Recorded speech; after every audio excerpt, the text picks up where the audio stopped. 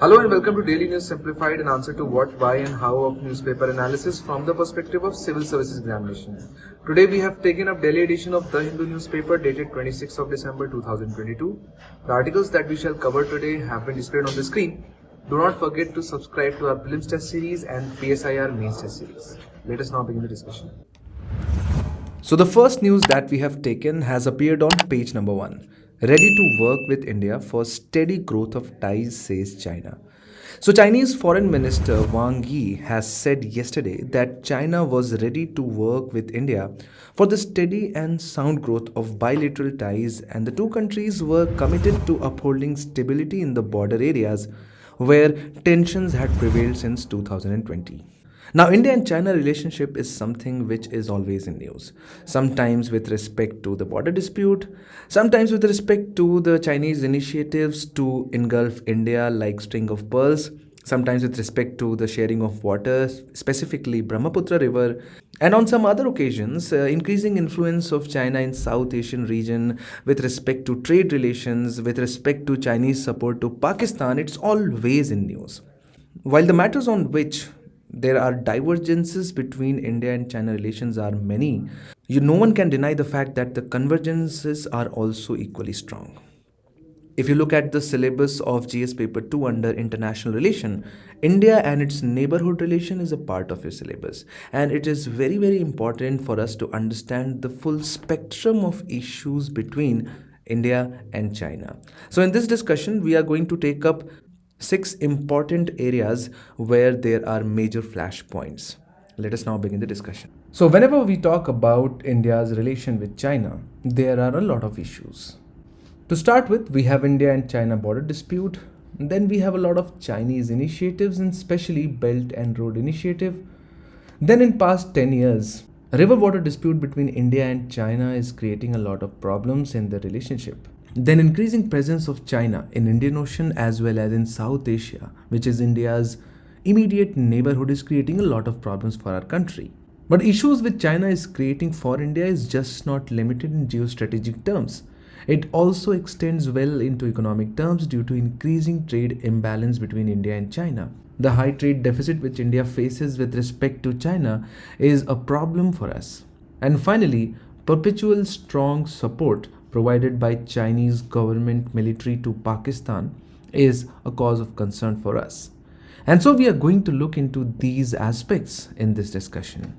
Starting with, of course, with the India-China border dispute. And so the border dispute exists because India and China border has not been clearly demarcated throughout, and there is no mutually agreed line of actual control. The LAC is the demarcation that separates Indian controlled territory from Chinese controlled territory. India considers the LAC to be 3,488 km long, while the Chinese consider it to be around 2,000 km long. And this differing perception of the border is the root cause of the problem. And so let us understand line of actual control in order to gain the full perspective of the problem. This line of actual control, which is used to refer to the disputed border which we share with China. And so when we have discussed line of control which has been delineated on map and have been signed by both the armies, but in case of line of actual control, it has never been put on map. And if you are going through newspapers every day, you know that is the actual problem. Chinese lie claim to a territory which India does not agree to.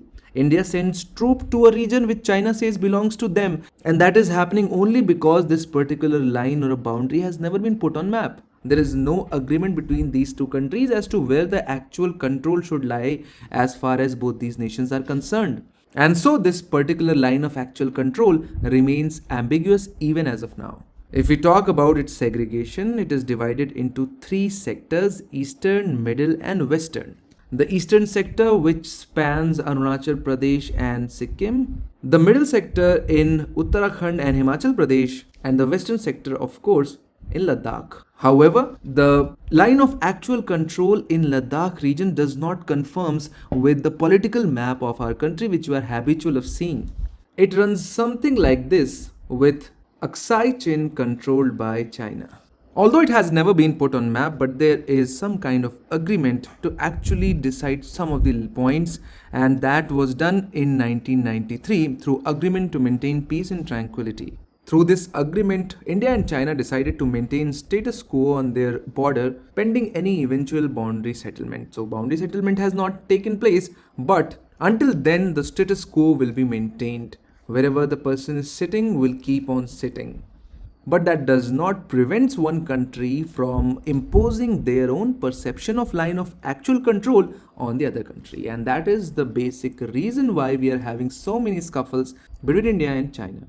But since border dispute between India and China has been ongoing since 60 years, it is not a new thing. Although what has emerged as a major issue between India and Chinese relations are recent factors. For example, Chinese initiatives like Belt and Road Initiative, which is made up of belt of overland routes and maritime road which aims to connect Asia, Europe and Africa. So you should not get confused.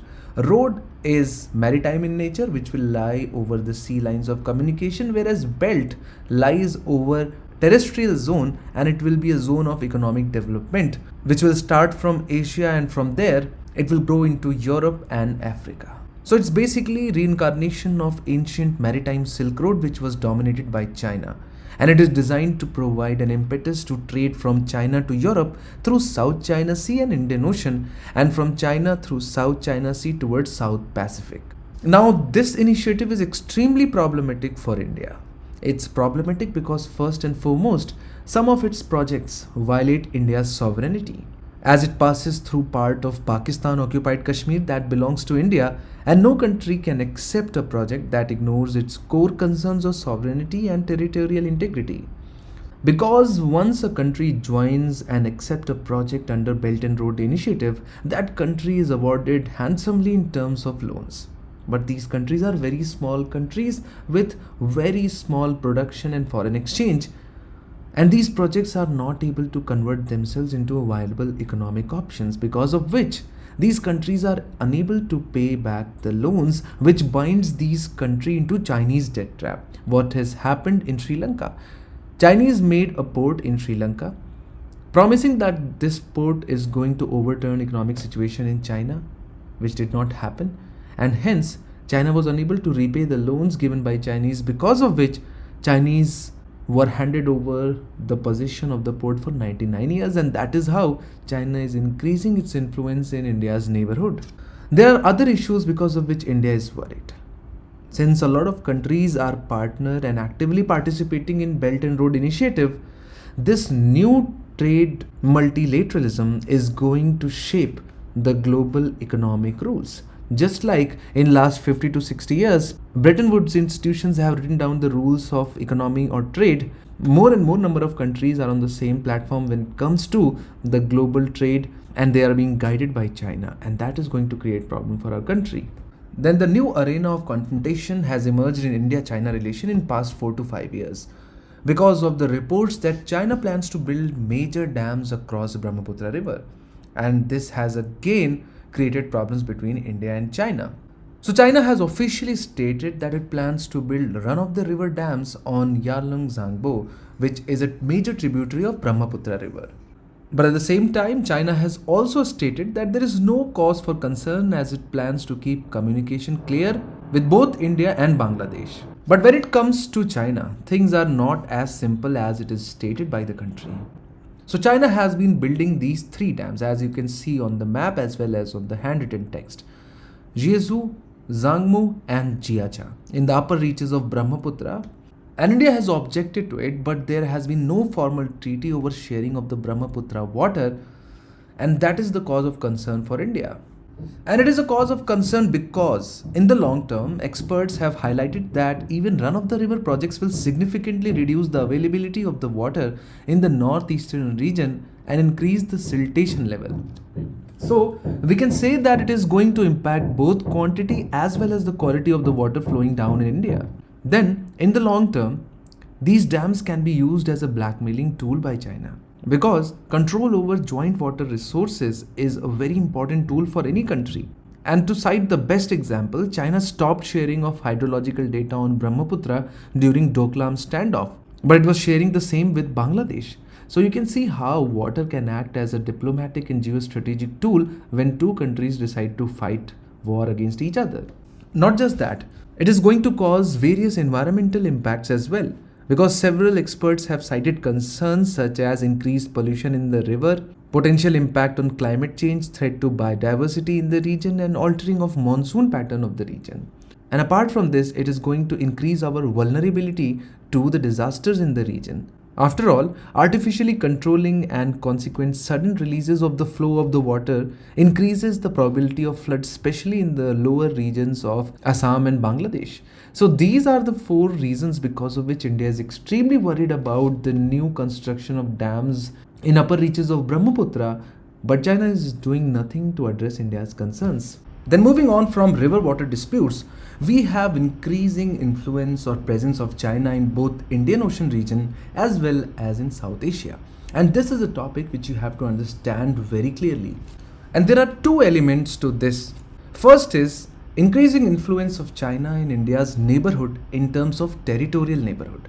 For example, India has agreed with Nepal on Trans-Himalayan Multidimensional Connectivity Network, which is about cross-border railway network cross-cutting the Greater Himalayas, which is massive, which is going to substantially cut down Nepal's dependence on India, and hence a key leverage over Nepal will be lost.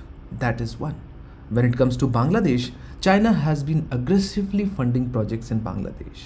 25 energy projects. China is building and funding the second nuclear power plant of Bangladesh. And apart from that, the Bangabandhu 1 satellite, which was launched by Bangladesh in 2018, was a result of direct collaboration between Bangladesh and China. Then when we look at Sri Lanka, we already know Hambantota port. Apart from that, last year, China donated a frigate to Sri Lanka. At the same time, China has funded the procurement plan for Sri Lankan military, and most of these procurements are going to come from Chinese defense manufacturing industry. Then we are going to have a separate discussion on Pakistan and how it is helping China against India. When it comes to Maldives, Maldives' economy is increasingly integrated with China. For example, 70% of the debt of Maldives is owed to China. Maldives at the same time has leased out several key and strategically important islands to China. And when it comes to Myanmar, Myanmar has deeply entrenched itself in China by signing comprehensive strategic cooperative agreement. Apart from that, the current ruling dispensation of Myanmar, which is constituted of mainly the military personnel, is heavily bent towards China. So whatever we have discussed so far deals with increasing influence of China in India's immediate neighborhood in terms of territorial or land occupation. But what about increasing influence of China in Indian Ocean? And as you can see on the map, these are the initiatives which are taken by China. Starting with Sonadia Port, Kyakyu Port, Coco Islands, Kuantan Port, Port Kiang, Kuala Lingi International Airport, Port of Tanjung Priok. Then we obviously know Port of Hambantota and East Container Terminal Post. Then when we move to Arabian Sea, we have Marau Atoll. Then towards Western Indian Ocean along the coast of Africa, you have Port of Dar es Salaam, Djibouti Port. Then in the Middle East and North Africa, you have Port of Duk, Gwadar Port. So you can see that it seems like China is building projects to engulf India. And that is what is known as string of pearls theory. Construction of a series of infrastructure surrounding India so that to encircle India in times of need, which can be very helpful when China needs to strangle our country. Then a key constraint in the ties between India and China comes from the trade imbalance. The trade imbalance is so immense that India is threatened economically as a result of that. First, let us understand the full spectrum of the India's trade imbalance against China. Chinese import is about 16.6% of all import, but China accounts for about 5.3% of all India's exports. India's trade deficit with China is around $70 to $80 billion. Apart from just the numbers, there are few crucial areas where India is critically dependent on China. For example, pharmaceutical industry. We know that APIs or active pharmaceutical ingredient, which is key for any kind of drug, about 2/3 of that is being imported from China. When we talk about solar panels, there is complete domination of Chinese imports, and our national solar mission is completely dependent on imports from China. When it comes to automotive industry, the key components like chips, circuits, all of these are being imported right now from China. So you can see, not just in terms of value, but also in terms of quality, we are critically dependent on China. And so it obviously begs for a discussion, how have we led ourselves into this situation? And so first and foremost, our liberalized trade regime or FDI regime has allowed the inflow of these products. Then, to start with, Chinese companies were already very competitive with respect to Indian domestic firms.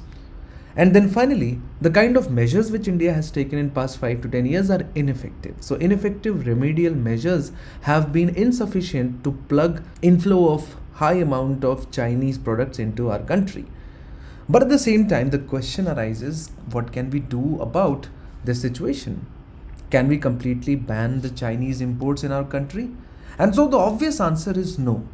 But obvious answer is no because of various reasons. First and foremost, you have to understand that the products which come from China are ultimately very beneficial for poorest consumers in the country. They are extremely cheap, although their quality could also be cheap, but nonetheless, they provide much needed relief to poorest people in our country.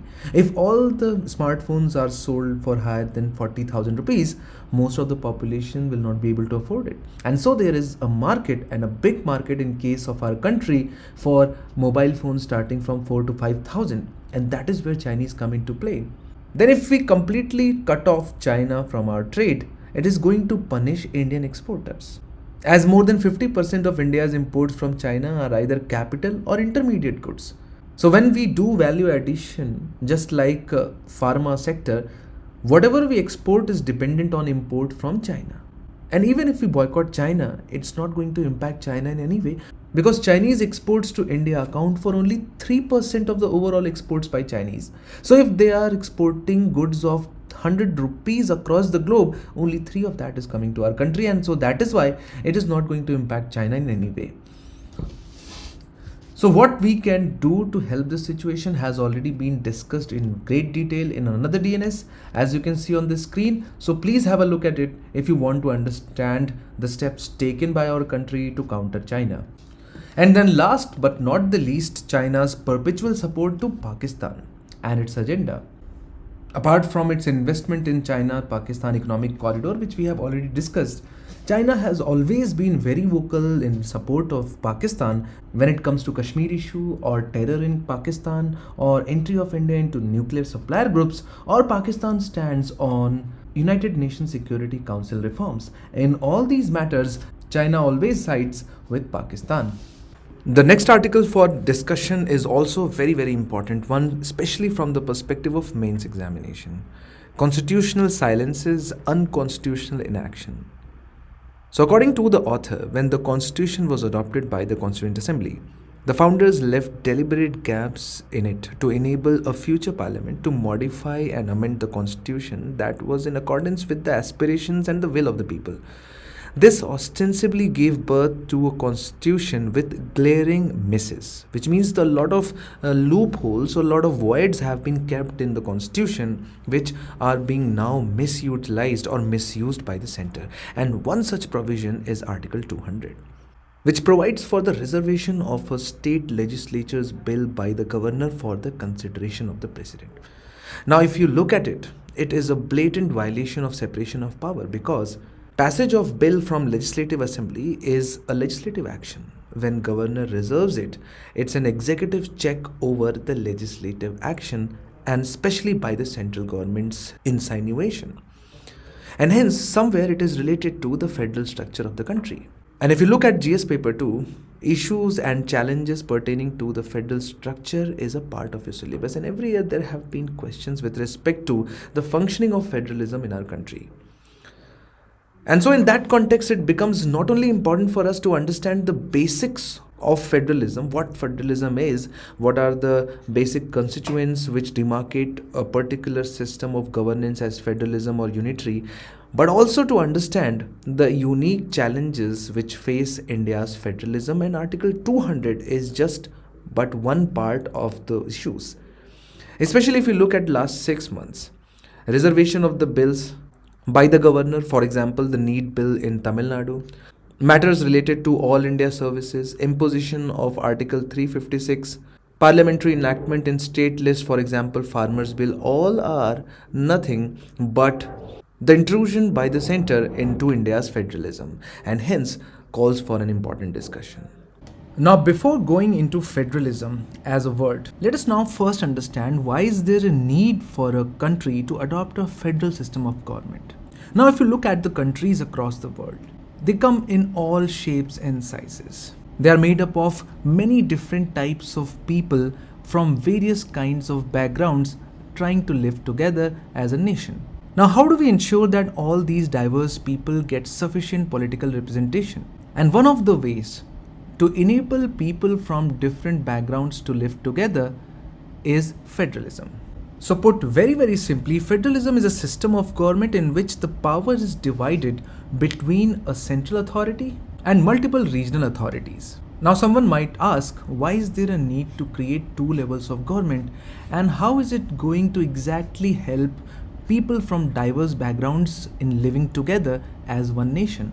And the simple answer is by sharing their power over the things they have in common, like the trade with the outside world or international trade. So a group of people, let's say A, B, C, they could be different in terms of language, ethnicity, but they see themselves as one as compared to the outside world. And so as far as international trade is concerned, they would want to deal with that as an entity together. Or for example, they want to fend off a foreign attack. They want to draw a boundary, an international boundary. For that purpose, they would like to see themselves as one, and so they would give up their powers on these matters and create a central authority known as center, which will look after these matters. But at the same time, these groups maintain some level of self-rule over those things that are not common.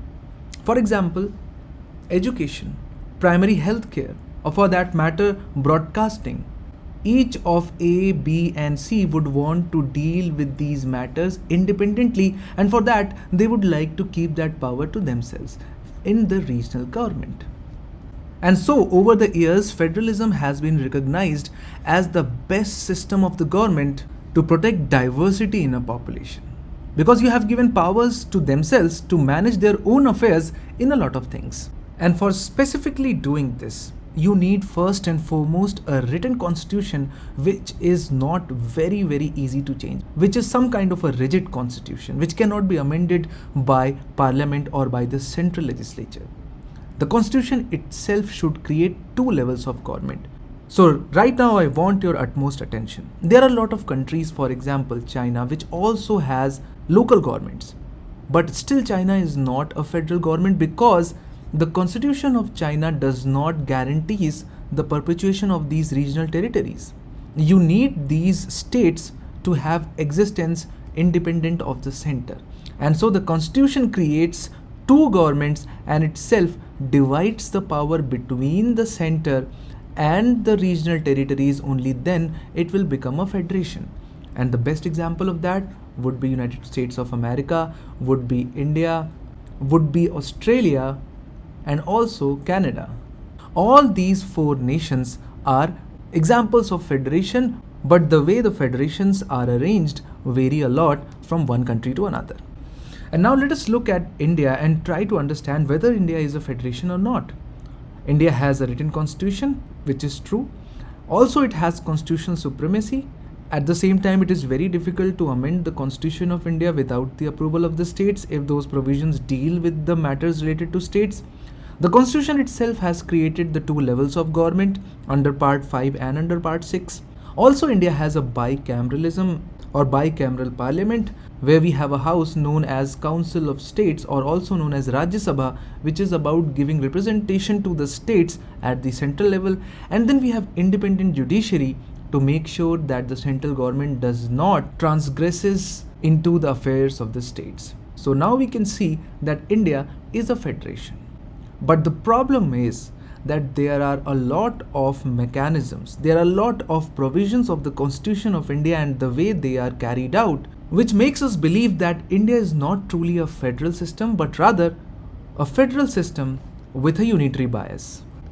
And it is specifically because of this particular bias that most of the challenges to our federalism come from.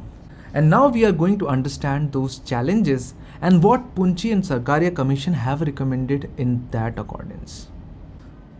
And the main areas of concern mainly lies with the legislative powers or the way they have been divided, emergency provisions, office of the governor and the functioning of the governor, parliamentary legislation in the state fields, centralization of the amendment process of the constitution, and unequal representation given to the states in Council of States or the Rajya Sabha. And let us now deal with each one of them one by one. Now, as we have seen that federalism is all about division of powers and hence the legislative powers between the central and the state governments.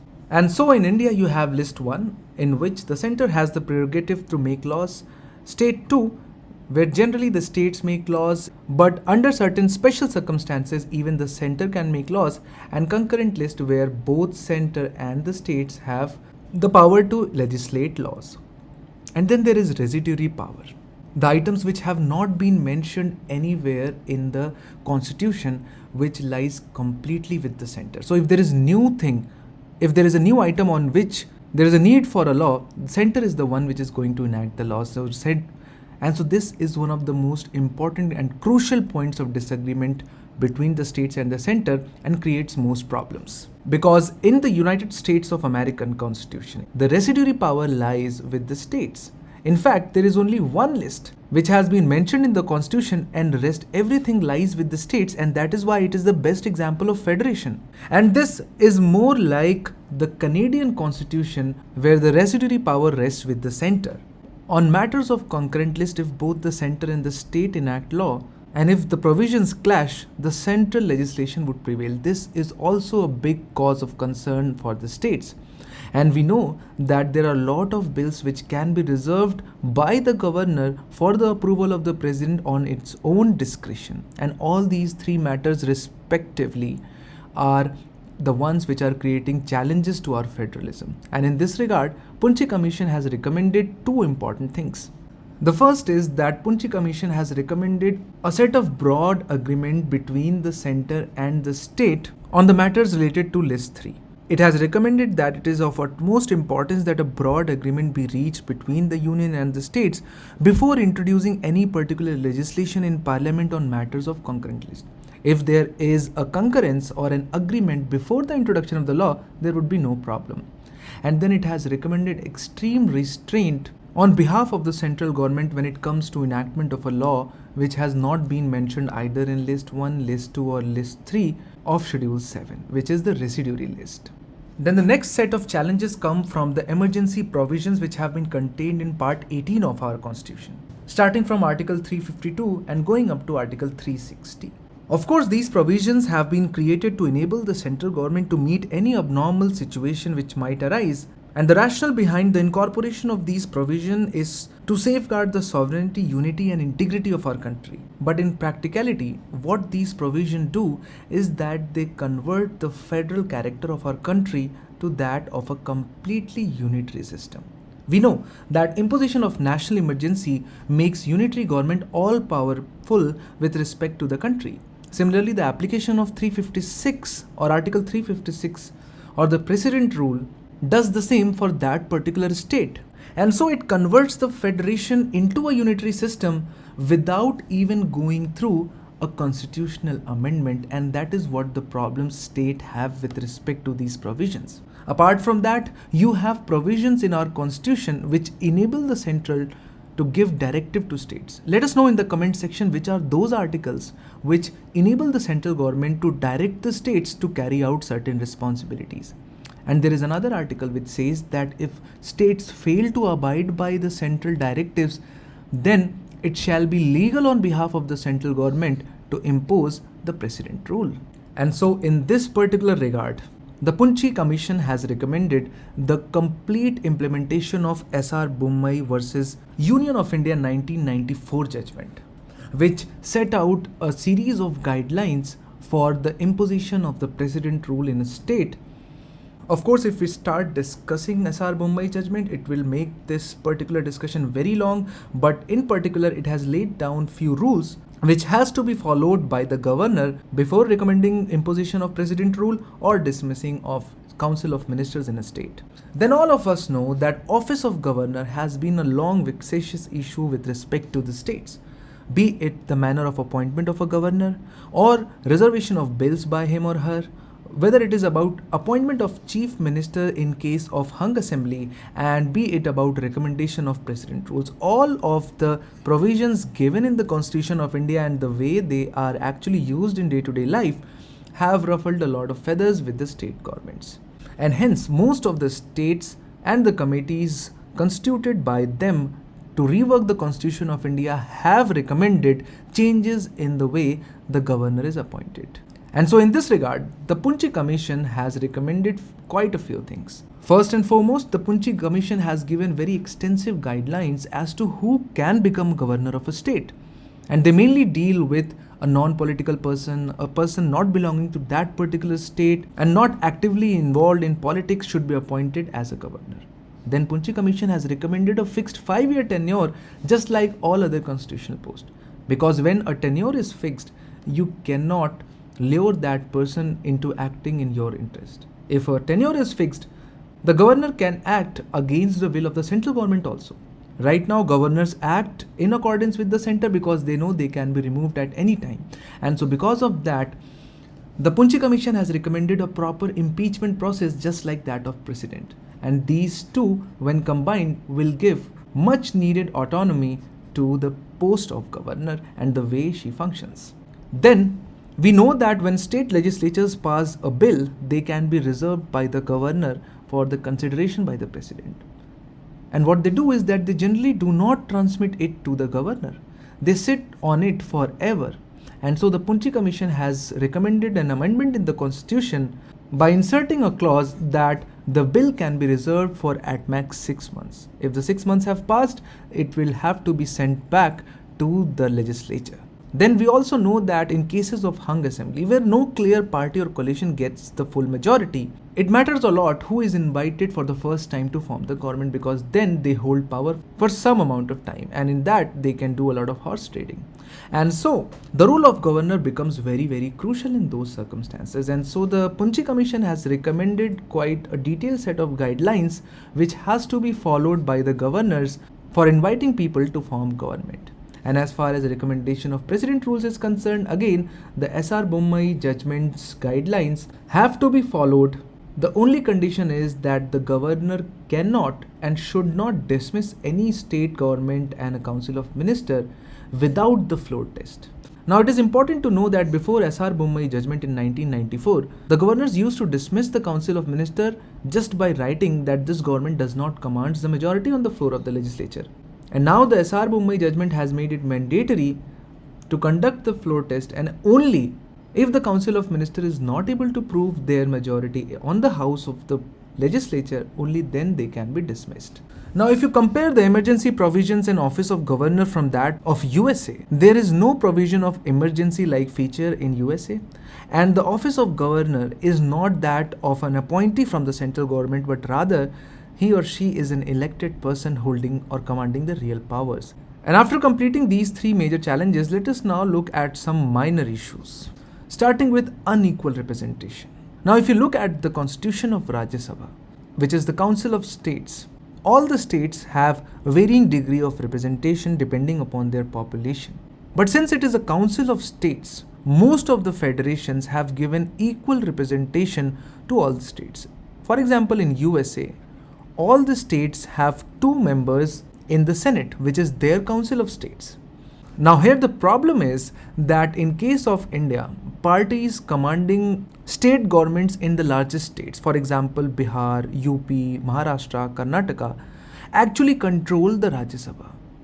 And so rest other 24 states actually do not matter if you have state governments in 5 to 6 large states. And this is a problem because as a council of states, you should have equal representation of all the states. And so that is why the Punchi Commission has recommended amendment to the constitution to enable the equality of seats in the Rajya Sabha as well.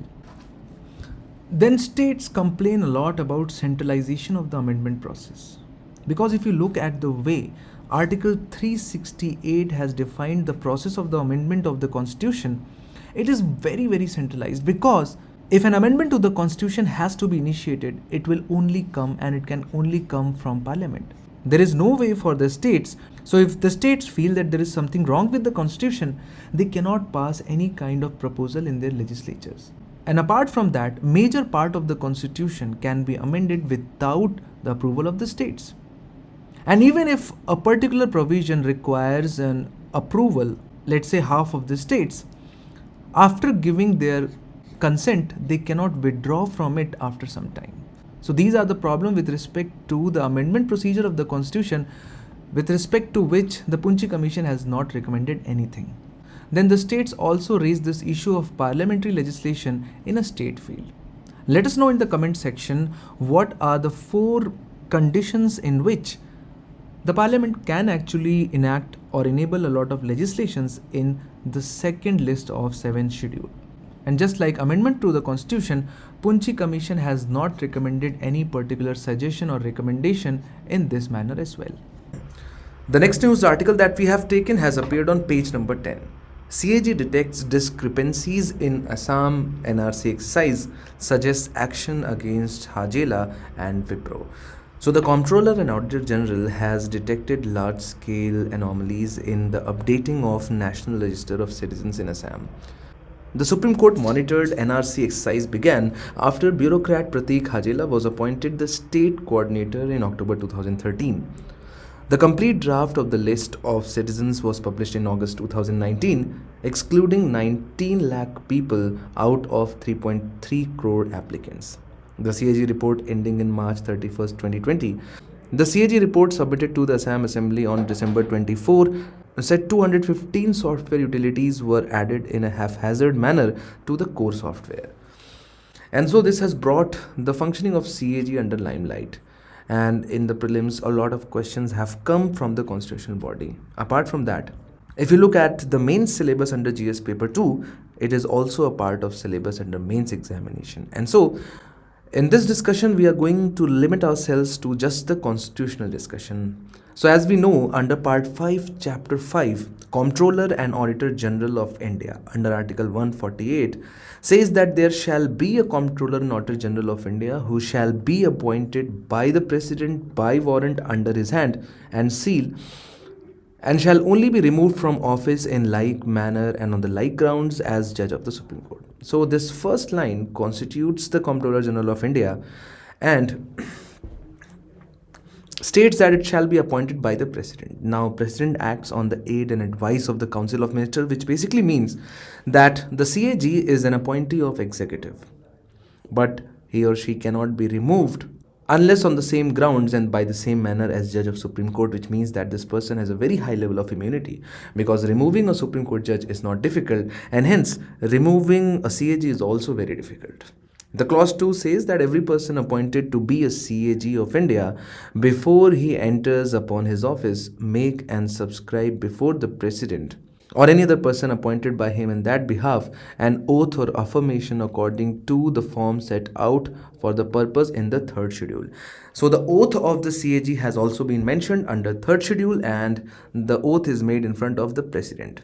The salary and other conditions of service of CAG shall be such as may be determined by the President by law, and until such a law is made, it shall be specified in the 2nd schedule. Apart from that, neither the salary of CAG nor his rights in respect of leave of absence, pension or age of retirement shall be varied to his disadvantage after his appointment. The CAG shall not be eligible for any office either under the Government of India or under the government of any state after he has ceased to hold his office. So no future government appointment in India. This process has been adopted to ensure the impartial functioning of the CAG. Then the clause 5 says, subject to the provision of this constitution and of any law made by the Parliament, the condition of service of persons serving in Indian Audit and Account Department and the administrative powers of the Comptroller or Auditor General shall be such as may be prescribed by rules made by President after consultation with CAG. So you can see that Indian Audit and Account Department, the entry to which is obtained from civil services examination, all these people work under the leadership of CAG. So CAG has his or her own independent set of people or officers to work under him, unlike Election Commission.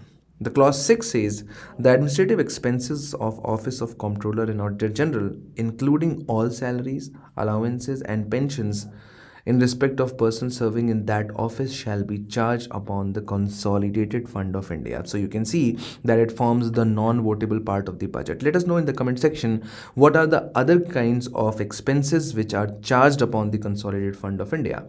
So this was Article 148. Article 149 defines duties and powers of CAG. The Comptroller and Auditor General shall perform such duties and exercise such powers in relation to the accounts of Union and States and of any other authority or body as may be prescribed by or under any law made by the Parliament, and until such provisions are made in that behalf, shall perform such duties and exercises in relation to the accounts of Union and State as were confirmed by Auditor General of India immediately before the commencement of the Constitution in relation to the accounts of Dominion of India. So this long article what basically means is that the duties and functions of the CAG shall be such as defined by the law made by the Parliament, and so Parliament has made such a law. But until such a law is made, the functions and duties will be such as performed by Auditor General of India before independence. So it's basically just that. Article 150 says, form of accounts of Union and of States. The accounts of Union and State shall be kept in such form as the President may on the advice of CAG of India prescribe. So CAG advises to the President that accounts of States and Union shall be maintained in this particular fashion, and President notifies such fashion. Article 151 is very important, which talks about audit reports, which basically is the accountability enforcement mechanism through the Public Account Committee, which says the reports of CAG of India relating to the accounts of Union shall be submitted to the President, who shall cause them to be laid before the House of Parliament. So it is a mandatory condition that all the reports of CAG shall be tabled on the floor of House, and the reports of CAG relating to the accounts of state shall be submitted to the governor, who then shall cause such reports to be laid before the legislature of the state. Dark patterns on the internet, how companies are tricking their users, has appeared on FAQ section. So what are dark patterns and the internet and how? So what are the dark patterns on the internet and how are users getting affected by it? So dark patterns are user interface design choices that manipulate the data subject's decision-making process in a way detrimental to his or her privacy and beneficial to the service provider. Have you ever noticed that when you watch reels on Instagram or on Snapchat or use TikTok, there is a particular way where the reels or the videos are shown to you, and that is on the basis of a lot of factors. Some internet-based firms have been tricking users into agreeing to certain conditions or clicking a few links. The unsuspecting users would not have accepted to such terms or clicked such URLs if deceptive tactics were not deployed by tech firms. So dark patterns differ from other marketing strategies. Marketing strategies focus on users' preferences.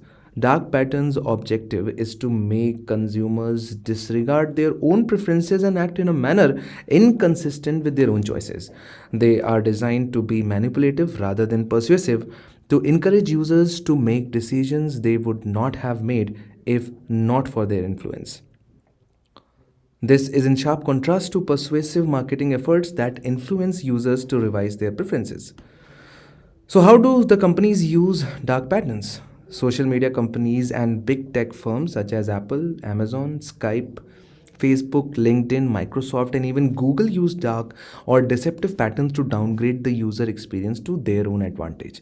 In the US, for example, the Federal Trade Commission has taken note of dark patterns and the risk they pose. In a report released in September this year, the regulatory board listed over 30 dark patterns, many of which are considered standard practice across social media platforms and e-commerce sites. These include baseless countdowns for online deals, conditions in fine print that add on to costs, pre-check boxes, making it almost impossible to cancel or delete an account, making ads appear as news or celebrity endorsements, auto-playing of videos, forcing users to create accounts to finish a transaction, silently charging credit cards after free trial ends, and using dull colors to hide information that users should and must know. So, dark patterns confuse users, introduce online obstacles, make simple tasks time consuming, have users sign up for unwanted services or products, and force them to pay more money or share more personal information than they intend. And so, some of the examples of dark patterns from big tech platforms include Amazon coming under fire in European Union for its confusing multi-step cancellation process in Amazon Prime subscription. After communicating with consumer regulators, Amazon this year made its cancellation process easier for online consumers in European Union countries. LinkedIn users have often received unsolicited sponsored messages from influencers. Disabling this option is a difficult process with multiple steps that requires users to be familiar with the platform controls. Instagram users have complained that they are being shown suggestive posts that they did not wish to see and that they were unable to permanently set preferences.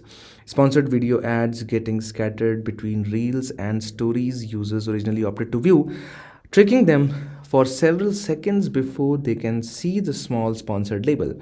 YouTube obscures final seconds of a video with thumbnail of other videos, a way of disrupting what should have been otherwise smooth user experience. And so dark and deceptive patterns don't just stop with the laptops and smartphones. The FTC report has warned that as augmented reality and virtual reality platforms and devices grow in usage, dark patterns will likely follow users to these new channels as well. And so, what are the harms from dark patterns? By exploiting users' cognitive biases and reinforcing users' information asymmetry, dark patterns impair their decision making abilities. They coerce users into disregarding their preferences and acting against their best interests. This can cause significant harm in rapidly digitizing economies and societies. By using dark patterns, digital platforms take away a user's right to full information about the services. Dark patterns endanger the experience of internet users and make them more vulnerable to financial and data exploitation by big tech firms. They are also influencing citizens' political choices and interfere with democratic process. Emerging research suggests that users with lower levels of education and earning lower levels of income are more vulnerable to dark patterns. These findings are crucial for jurisdictions such as India, where the use of internet is expanding fast to rural areas and there is a rise in first generation users of internet who are not much aware. The next article that we have taken has appeared on page number 12. CPCB report shows fewer polluted river stretches, but worst ones remain unchanged. So the number of polluted stretches in India's rivers has fallen from 351 in 2018 to 311 in 2022, though the number of most polluted stretches is practically unchanged, according to a report from Central Pollution Control Board in November, but which was made public this week. The report talks about two very specific terms: biochemical oxygen demand and average fecal coliform. These are the two indicators of water pollution used as standards in India. So, the water quality monitoring is an essential component to maintain and restore the wholesomeness of resources by way of prevention and control of pollution as prescribed under Water Prevention and Control Act 1974. However, the Water Act 1976 does not define the level of wholesomeness to be maintained or restored in different water bodies of the country. CPCB has tried to define the wholesomeness of water in terms of safe human uses and thus has taken human uses of water as a base for identification of water quality objectives for different water bodies in the country. So the water quality data is analyzed in primarily mean or average values of biochemical oxygen demand and fecal coliform through which it is estimated. So biological oxygen demand is the amount of dissolved oxygen needed by aerobic biological organisms to break down organic material present in a given water sample at certain temperature over a specific time period. So higher the amount of organic matter means higher the pollution and hence higher the demand of oxygen by the bacteria to break down the same organic matter. And fecal coliforms are basically your bacteria which are present in water. So if you look at the categorization, there are 5 categories on the basis of BOD and similarly on the basis of fecal coliform. So let's take up fecal coliform first. Higher number of bacteria means higher amount of pollution. So if you have more than 5 lakh bacterial sample in 100 milliliter, which means it will get 100 score, which means it is the most polluted water. But if it is less than 500, the score will be 20. Similarly, the biological oxygen demand of more than 48 means it is extremely polluted water, which means that very large amount of oxygen is needed to break down organically the organic matter present in the water. Whereas if the demand is low, the water is extremely clean. Now, if you take the average of these two, on the basis of these two parameters, the score of 81 to 100 is given critically polluted, whereas the score of less than 20 is given good or fit for bathing. The next article for discussion has appeared on page number 10. Justice Department says raising judges' retirement age may benefit non-performers. So increasing the retirement age of Supreme Court and High Court judges could extend the years of service of non-performing judges and might have a cascading effect with government employees, raising a similar demand. The Department of Justice has told this to parliamentary panel. Apart from that, it also said that increasing the retirement age of judges would be considered along with measures to ensure transparency and accountability in appointment to the higher judiciary. Now, with respect to this particular news, two things are very important. One is, of course, the constitutional provision with respect to the appointment, removal, and retirement of the higher judiciary. Now, this aspect has already been covered by me in the previous DNS, as you can see on the screen. And second one is with respect to the debate over the collegiate system of appointment of higher judiciary, which also has been covered in the same DNS. And so, from the perspective of revision, we are just going to keep ourselves limited to the constitutional provision with respect to the retirement age of higher judiciary. So, the Constitution provides for the retirement age of both Supreme Court and High Court judges. According to Article 124, Clause 2 of the Constitution, the retirement age of a Supreme Court judge is 65 years, and as per Article 217, Clause 1 of the Constitution, for judges of High Court, it is 62. And this is a problematic thing because all the judges who approach the age of 62 in High Court, they would want to be promoted as a Supreme Court judge in order to extend their 3 years of higher judiciary. And this is used as a carrot by higher judiciary, and which is not liked by the government. Apart from this, various committees and reports like Justice Venkatachalaya report in 2002, 58th report of Law Commission and Bar Council of India recommended increasing the age of judges of both Supreme Court and High Court. The Constitution 114th Amendment Bill of 2010 was introduced in the Lok Sabha in 2010, and the bill sought to amend Article 217 and 224 of the Constitution relating to the judges of High Court. In July 2002, the Union Minister Kiran Rijiju informed Parliament that there was no proposal to increase the retirement age of Supreme Court and High Court judges. It was also proposed to deal with the issue of pendency of cases in higher judiciary. It will also render the post-retirement jobs unattractive.